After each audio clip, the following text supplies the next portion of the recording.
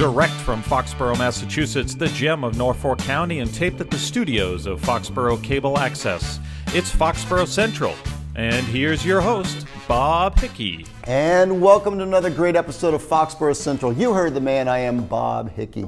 You are my guest, along with these folks, as we talk about the people, events, and organizations that make Foxborough truly the gem of Norfolk County. And one of the first things you see as you come into Foxborough, if you are driving up Commercial Street, going onto Central into Foxborough, is the community farm stand. The community farm stand sits on the right if you're coming in. It's on the left if you're going out, on the intersection of Central and Walnut Street. And the important thing about the community farm stand is that it is a nonprofit.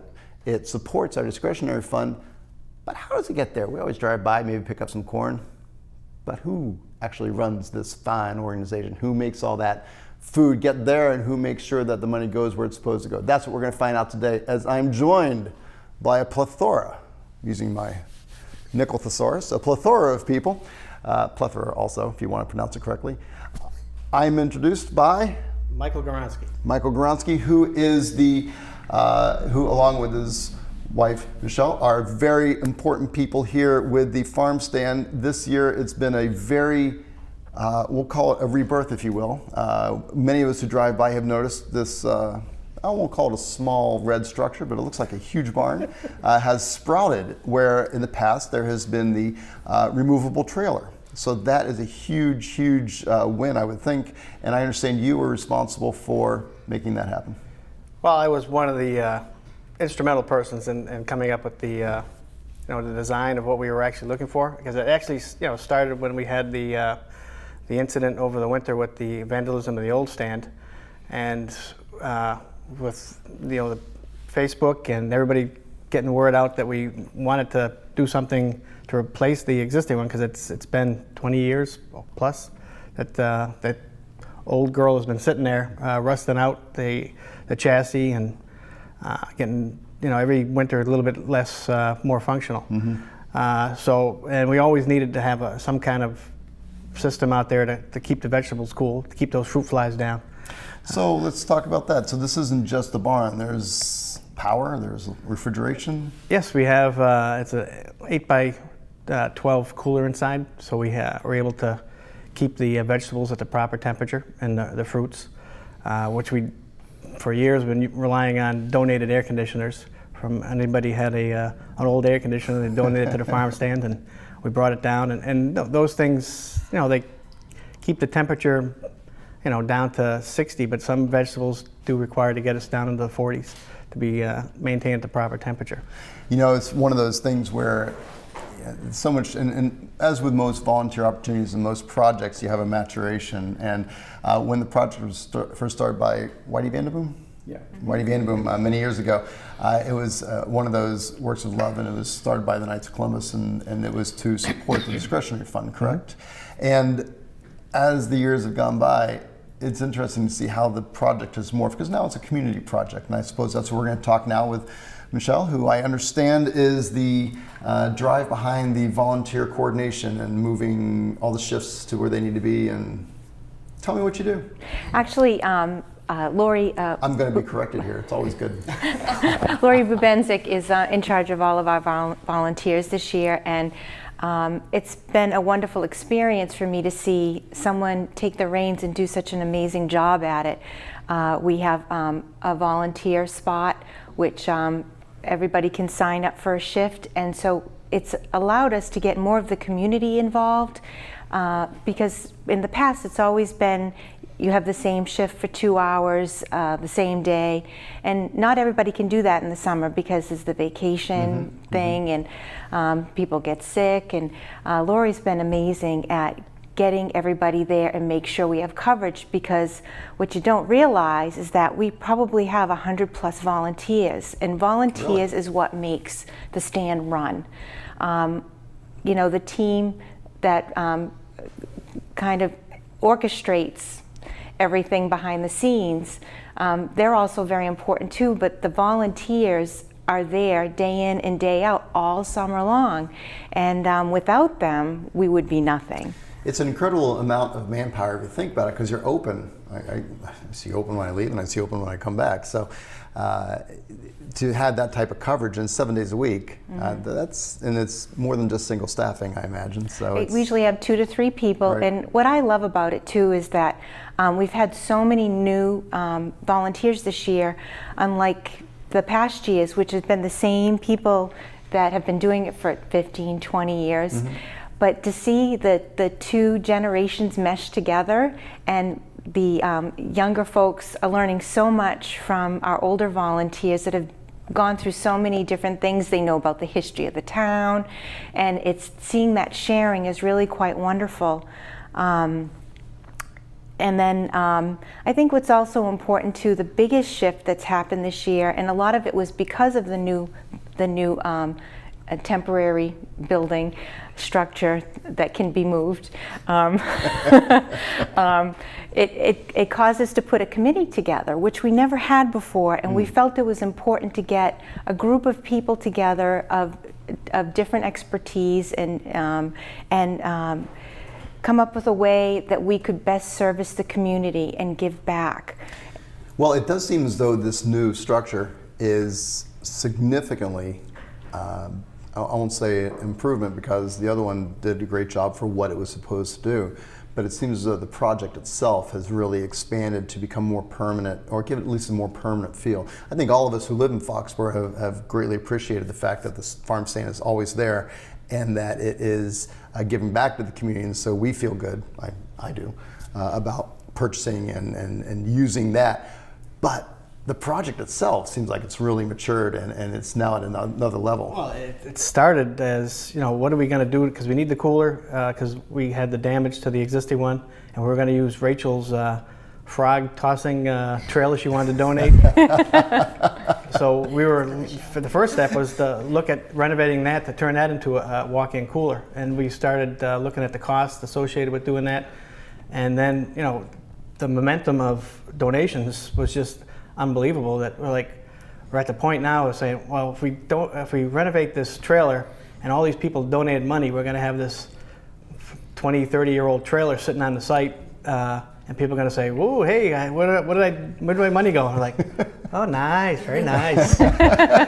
So we said, we've got to do something that people are going to be proud of, that they're going to be able to come and say, look I donated money to, and this is beautiful, and I drive by this every day, and it's there, and it's the first thing you see when you come into Foxborough. But also, it's a great advertisement for the stability of the community farm stand itself, because once you see that, you say, this is a legit project. And Sure. Even more reason why I should stop in, buy my vegetables, and make a donation to a good cause. Yeah, and it started as just, we need a structure around a cooler. So it was 8 by 10, and then we said, well, if we have the donations coming in, if we do that, can we have a little spot for storage to put stuff at the end of the year? And then so if we're going to have that, let's, what about put a porch out there? And then we started looking for designs that we're going to, if we're going to go that far, let's do a little bit more and make it something that is going to be attractive. And we came up with a design, modified it to what we needed. We got the plans, and then the big decision was, because of the timing, we had maybe 3 weeks. I was going to say, this happened very quickly, because I remember reading in the Foxborough Reporter about the vandalism to the other trailer, and then all of a sudden, this happened. It was down to the wire. Do we got to build it ourselves, or we're going to have somebody else build it and shipped in? And it was, within hours of the decision point, Richard Gornstein, who is in the background making all this happen, said, Mike, we don't have time. It's not going to happen. I've got to have this company in Ohio build it for us, and they'll ship it in, and we'll drop it on the site. And I said, really, Richard? It's the story behind the build that's going to make this thing a lasting memory for the town. If we just have somebody else build it and drop it on site, no one's going to love it as much as we do. And we finally said, I can get a team from Sensata Technologies in Attleboro through United Way that'll come down. The guys would love to do it because they get the day off from work. And it's one of their favorite things to do, and especially a project like this where we're not raking leaves as a day of caring. We're out actually building something that we're going to remember. So we had 28 guys come down for one day, and we were able to get the structure up very quickly. But then after we get the structure up, there's all this other stuff that we need to get done, and people wanted to volunteer, and I would save little projects for families that would come down and they say, well, I built the ramp. The gardeners came and built the ramp with their whole family, just built the ramp up. Really? So they said, that's something we can own for the rest of our lives. We built that ramp. And let's give it a shot. What was the company that came down to Sensata volunteer? Technologies. Used to be Texas Instruments in Attleboro. We'll give them a shout out, of course, as we should give everybody a shout, including Richard Gornstein, who is coordinating from afar this year the entire project, right? Right. It's pretty amazing how technology changes everything. I talk to Richard more now than I did when he lived down the street, and we're taking photos of the packing slips. It's amazing what you can do long distance, and I was a bit skeptical at first, but now I see how it works, and it's because back to that simple thing of teamwork and everybody taking an important part, and it's not all on one person's shoulders, which it was that way last year for him, and it was really too much, and it was a struggle to manage all the volunteers, do all the ordering of the vegetables, keep everything straight, and there's a lot of behind the scenes work that has to happen to make that place go and be profitable. It's more profitable now than it ever has been, and the amount of giving we're able to do as a result of his business-like mind, because he is a pretty brilliant business guy. And Sorry, you're not just saying that because he's going to sorry, be watching Richard. the program. But he's expanded it not to just giving dollars to the discretionary fund, but we also provide money for the lunch program. We also deliver fresh fruits and vegetables to different places, so people can have access. I'm sure a lot of people don't know about that. At the food pantry, yeah, we have, whenever we have extra, we have it delivered over there, and it really does take a village or a community to make something like this happen. It doesn't happen alone, and Richard named me the CPO, which is the Chief Pretty Officer, and not because of the way I look, obviously, it's because I love to make things look beautiful.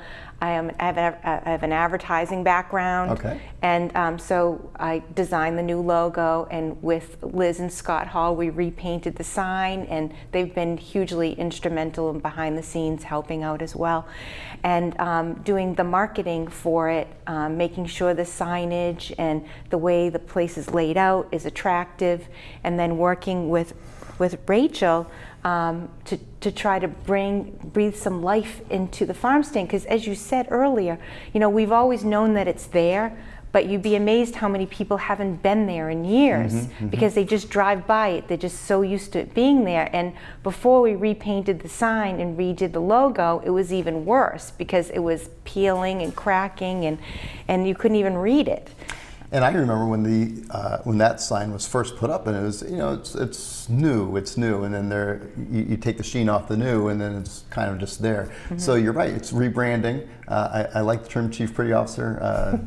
In my line of work, we call it rebranding and ensuring that your message is not being lost in yesterday's news. So an excellent point about that. And you mentioned Rachel, who's one of our other guests here, Rachel Calabrese, who is with our recreation department, always around town, and in charge of publicity for this year's farm stand, correct? I am. I've got 2 out of the 3 things right, so I'm on a roll. I had been volunteering with the farm stand for years, just doing a shift, and got to know Richard and everyone through there. And last year I said, I could help a little bit more and get involved. And when we were looking at ways, like Mike was saying, on how to fix up the trailer, it had its problems before we even found the vandalizing. So once we found that it had been vandalized, we started the process of how are we going to let the community, because I said this is a phenomenal community. The minute there's a problem, it turns into an opportunity for the residents to jump in. So how can we turn this into an opportunity to make this even better? And from there, we just got word out. We sat down with Christine Freeman, got word out about everything that we're trying to do there, and the community just really set this in motion. Well, and I think we all agree that Foxborough is a very giving community, as most small towns are. But a big piece of that is letting people know that there's a need, because and we all have very busy lives, and it's a matter of going forth and actually being asked. And it's one of the hardest things to do is to ask somebody to give time for nothing. And but we all know that there is something that we get. It's that feeling. It's the knowledge. The Gardner family built the ramp. They know that that's their ramp. I can point to different things around town, and we can point to the different people. In the things they did, moving the Payne School. We're talking, of course, my last guest here is Don Puffer, and he is the chief picking officer of the of the farm stand. And we were talking before the program of moving the Payne School behind Town Hall, and of course we know that that was a huge project, but we also know that Carl Cush was such a huge mover behind that, and we can always point around to the different, and Mr. Godin, of course, worked with Mr. Cush with that. And so you can always point to things around town and say, oh, I know who did that, and I know who did that. I know who painted the sign on the steamer shed. So it's one of those things where if you're asked, the opportunity is there. And so what we're doing here is we're reminding folks, asking folks, to buy your fresh produce at the community farm stand. It's open during the summers, and this program being taped in 2014.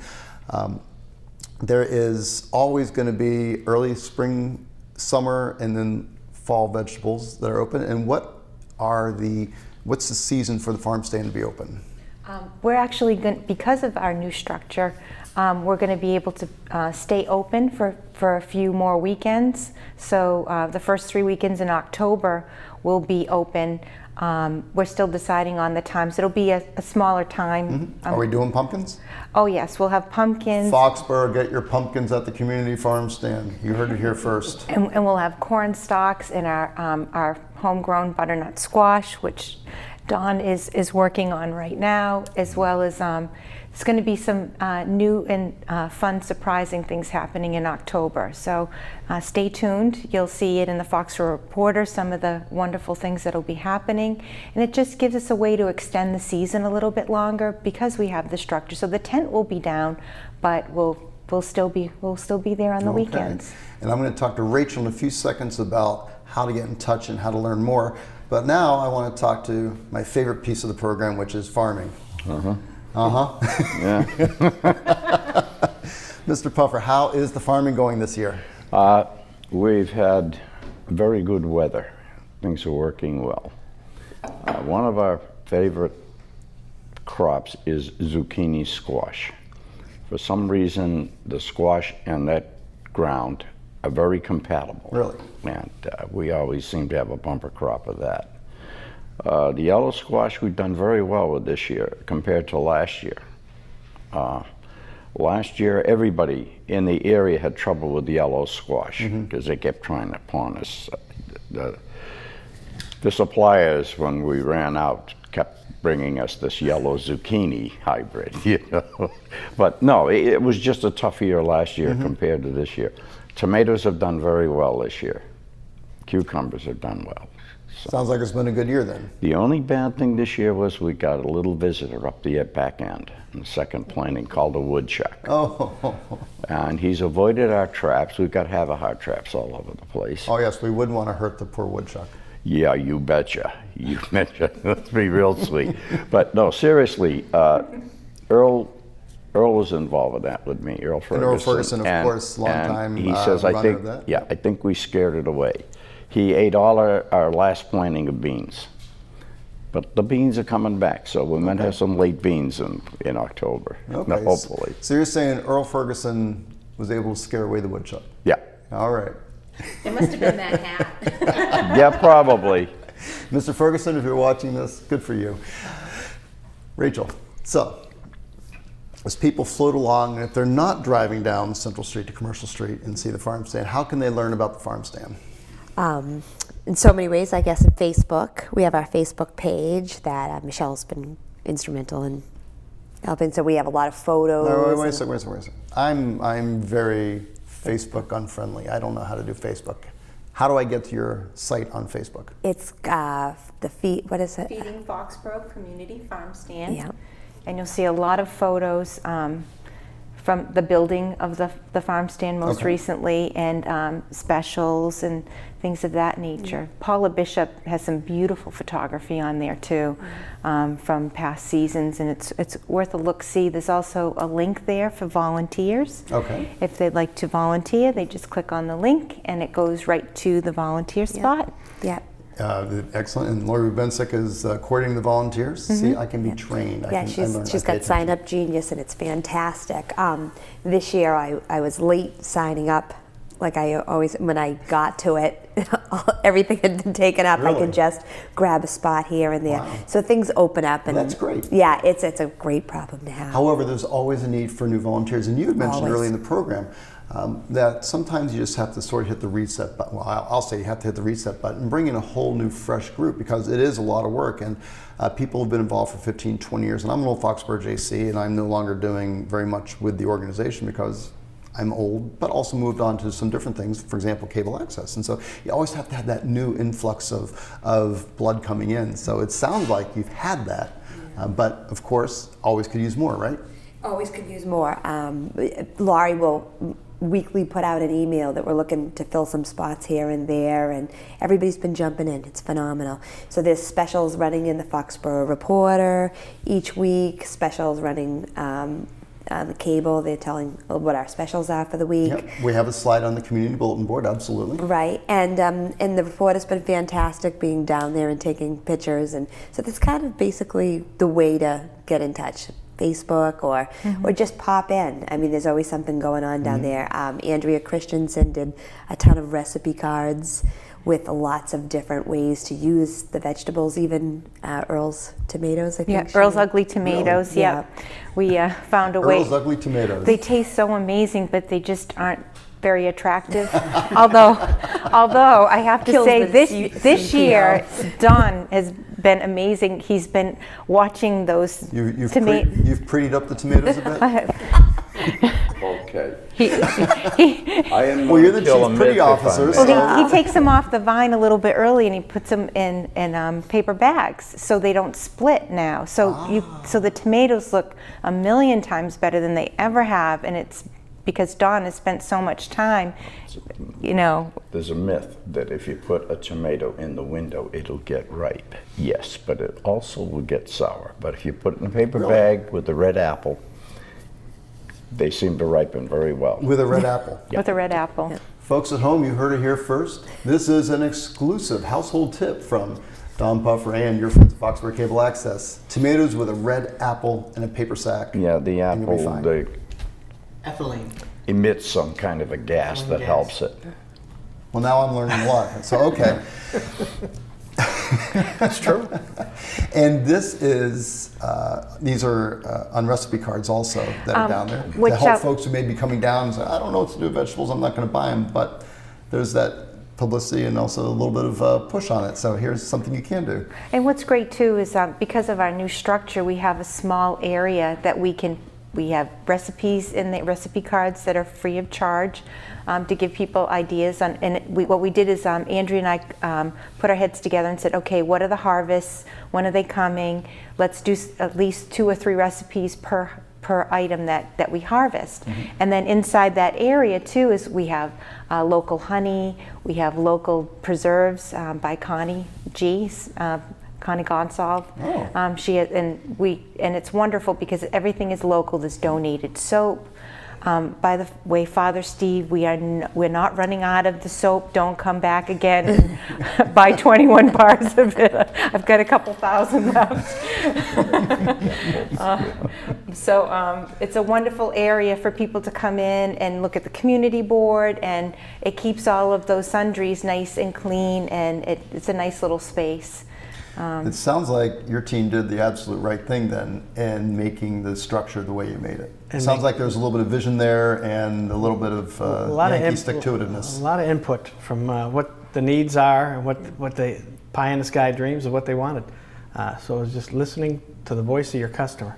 They wanted a little retail space. They wanted someplace to keep their vegetables in prime shape and putting it all together. So with all of this, what we've now also learned, in addition to the apple in the sack trick, which I'm going to definitely take home, is that there's much more to the community farm stand than just picking up an ear of corn. There's soap, there's preserves, there's recipes, there's a bulletin board. There's a real reason to come down there, and that would be to support your community, because the money does and will go to the whole purpose of this, in addition to some of the good works you said about donating to the the food pantry is part and parcel of what Foxborough has as far as their overall services, but the discretionary fund. Yeah, it goes to the Foxborough Discretionary Fund, so it just feeds right back into our community. It's the most wonderful project, it really is. So they take the money at the end of the summer and donate it back and help Foxborough family in needs. We are so close to running out of time, but I want to give everybody an opportunity for a last word, because we've got a lot of last words. But one more time, if you want to learn more about the community farm stand here in Foxborough, you should check them out on Facebook. And to do that again, I've already forgotten, but we're going to repeat it again for you. Go to Facebook, what? Feeding Foxborough Community Farm Stand.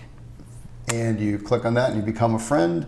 And there is also the volunteer link. So if you want to volunteer, you can go on Facebook. Or for people like me who are not very technology savvy, we would go down to the farm stand ourselves and just introduce ourselves, say, hi, my name is whoever I am, and that we would like to help out. And people will be welcoming of that? Absolutely. We always need help. We've Okay. never turned down a person who said that they would help. So in addition to manning the sales, Don, you also have volunteers helping with the picking. Yes. And Yeah. you need more volunteers to help with picking. Yeah. We get a lot of young people. We have a lot of high school people who and people who are giving credit for confirmation class. Oh, sure. At the church, and those people have always been very good. Young people are great. I know we get the best of the town. I really believe that, and it does work. They're all diligent. They're all willing to listen. We got some children who come and ride their bicycles for over a mile to get there. Really? and So it work. sounds like you have some good support. We have some very good support there, and I'm very happy. In addition, the Latter-day Saints have sent their 2 missionaries there, and they're 2 young ladies, and they're there every Saturday morning, and they work like men. So I'm very happy with that. I mean, in the sense of... But that's fantastic. It shows Yeah. that there's maybe a non-traditional cross-section of people coming out to help. So it Yes. is really a community Yeah. farm, because it's not just one group, it's a number Yeah, I of didn't mean groups. to be sexist working like that, but these ladies are not afraid to lifting things. Well, And I don't want to get in a lifting contest with them. Well, you know, that's called good management. You have other people do your heavy lifting for you. Yeah. That's the way it should No, be. these people are very willing, and that's what I was trying to say. And Rachel, I'm going to give you the last word, because you are the PR person, and you know the direction you want me to close the program with. I do. We just have a fantastic team. Everybody, Michelle and Mike and Richard and Dawn, they do so much work there. Laurie Bubenzik with the Sign Up Genius has done an amazing job, and I just think it's been a great summer. And I would say congratulations to Richard Gorenstein for leading the project into a brand new horizon where you're at. And I want to thank you at Foxborough Cable Access, friends and family who are watching our 100th episode, and also continuing to support this program as we bring the people, events, and organizations that make us, Foxborough, a great community, being our viewership and helping us to stay on the air by sending us comments and feedback and wanting to be on the air. If you would like to be on this program and you have an interesting story to tell or an interesting group to share or an event that you'd like to publicize, contact us at foxcentral@fcatv.org. As with all of our other episodes, check us out online at www.fcatv.org. Click on the link for Foxborough Central and you can check out this or any of the other great programs we have. Until next time, on behalf of all the great volunteers who make this program a reality and bringing us to you, particularly Gary Nash, the man behind the glass for all 100 episodes or so, Mr. Lomas, who helped out on the ones he wasn't, Mike Webber, our executive director, Betty Travers, and Deb Storrs, the fantastic camera operators that bring this all to you, and Mr. Gukin, who steps in when the other ones fall off and do things like vacations. I'm Bob Hickey. Have a great day, Foxborough.